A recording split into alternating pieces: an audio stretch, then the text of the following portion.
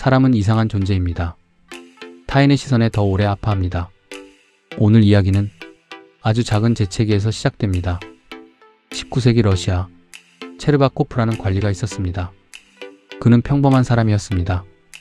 매일 출근하고 매일 같은 일을 하며 살아가는 사람. 그날 저녁, 그는 오랜만에 오페라 극장을 찾았습니다. 음악은 아름다웠고 마음은 평온했습니다. 그날이 특별한 날이 될 이유는 없었습니다. 그런데 갑자기 코끝이 간질거렸습니다. 참으려 했지만 실패했습니다. 재채기가 터졌습니다. 누구나 하는 일, 누구의 잘못도 아닌 일. 그는 손수건으로 얼굴을 닦고 무심코 앞을 바라보았습니다. 그 순간 앞줄의 노신사가 대머리를 닦고 있었습니다. 체르바코프의 얼굴이 굳었습니다. 설마 내 재채기가 저 사람에게 튄 건가? 그리고 곧 알게 되었습니다. 그 사람은 장군이었습니다.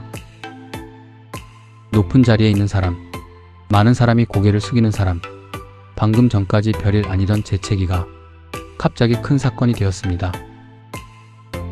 장군이 화났을까? 무례한 사람으로 생각할까?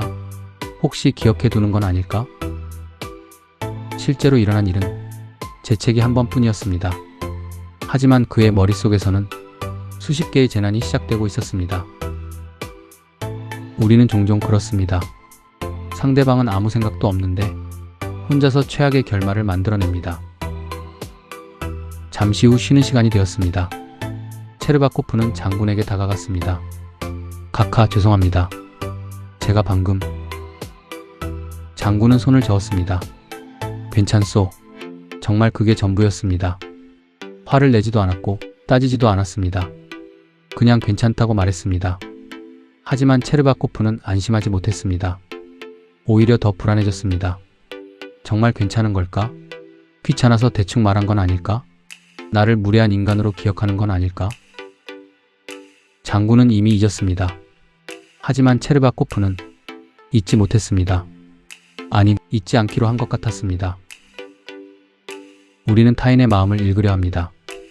하지만 대부분은 상대의 마음이 아니라 자신의 두려움을 읽고 있을지도 모릅니다.